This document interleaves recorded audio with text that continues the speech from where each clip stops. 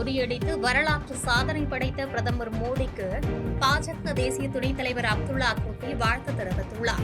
நீலகிரி மாவட்டம் உதகையில் புனரமைக்கப்பட்ட சட்டமன்ற உறுப்பினர் அலுவலக திறப்பு விழாவில் பாஜக தேசிய துணைத் தலைவர் அப்துல்லா குட்டி மற்றும் உதகை சட்டமன்ற உறுப்பினர் போஜராஜன் ஆகியோர் கலந்து கொண்டனர். விழாவிற்கு பின் செய்தியாளர்களிடம் பேசிய அப்துல்லா குட்டி, நேருவின் நீண்டகால பிரதமர் சாதனையை முறியடித்து வரலாற்று சாதனை படைத்துள்ள பிரதமர் மோடிக்கு தனது நெஞ்சார்ந்த வாழ்த்துக்களை தெரிவித்துக் கொண்டதுடன் அண்ணாமலையின் ராஜினாமா தலைமை ஏற்றுக்கொண்டுள்ளதாக குறிப்பிட்டார். தொடர்ந்து பேசிய சட்டமன்ற உறுப்பினர் போஜராஜன், கடந்த 10 ஆண்டுகளாக புதன்மண்டி கிடந்த அலுவலகம் தற்போது சீரமைக்கப்பட்டுள்ளதால் பொதுமக்கள் தங்கள் கோரிக்கை மனுக்களை இங்கு அளிக்கலாம் என்றும், உதகை நகரின் உட்கட்டமைப்பு, மார்க்கெட் கட்டிட பிரச்சினைகளுக்கு உரிய நடவடிக்கை எடுக்கப்படும் என்றும் தெரிவித்தார். இந்நிகழ்ச்சியில் பாஜக மாவட்ட தலைவர் தர்மன், அதிமுக உள்ளிட்ட கூட்டணி கட்சி நிர்வாகிகள் பலர் கலந்து கொண்டனர். எங்களுடைய உலகம் போற்றும் உத்தமர் பாரத பிரதமர், பாரத தாயின் தவப்புதல்வர் நரேந்திர மோடிஜி அவர்களுடைய சாதனை கூட நேற்றைய தினம் எல்லாம் உங்களுக்கு தெரியும். இதுவரை யாரும் ஒரு தேர்ந்தெடுக்கப்பட்ட பாராளுமன்றத்திலே அதிக பிரதமராக அதிக நாட்கள் இருந்தது இதுவரை 4399 நாள் என்று இருந்த ஜவஹர்லால் நேருடைய காலத்தை முறியடித்து இன்று 4399 என்ற கணக்கை ஏற்படுத்தி ஒரு சாதனை செய்திருக்கிறார்கள். சாதனை என்றால் சாதாரண சாதனை அல்ல.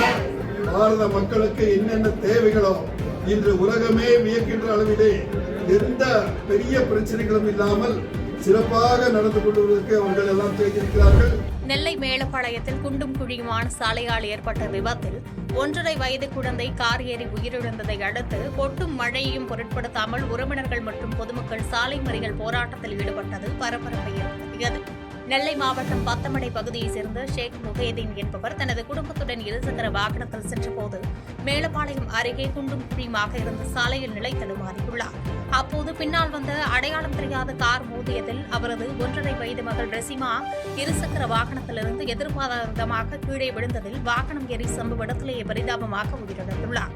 விபத்தை ஏற்படுத்திய கார் நிறுத்தாமல் சென்றதால் ஆத்திரமடைந்த பொதுமக்கள் கடந்த 6 மாத காலமாக சாலையை சீரமைக்காத அதிகாரிகளின் அலட்சியமே இந்த மரணத்திற்கு காரணம் என கூறி கொட்டும் மழையையும் பொருட்படுத்தாமல் 1 மணி நேரத்திற்கு மேலாக சாலை மறியலில் ஈடுபட்டனர்.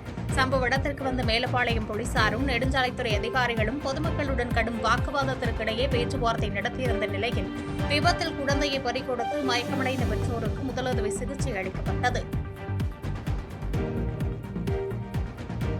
செய்திகளை உடனுக்குடன் தெரிந்து கொள்ள கீழ்கண்ட கேபிள் மற்றும் டிடிஎச் நெட்வொர்க்குகளில் எம்நாடு செய்தி தொலைக்காட்சியை காணுங்கள். பாதகம் செய்பவரை கண்டால் நாம் பயம் கொள்ளலாகாது பாப்பா.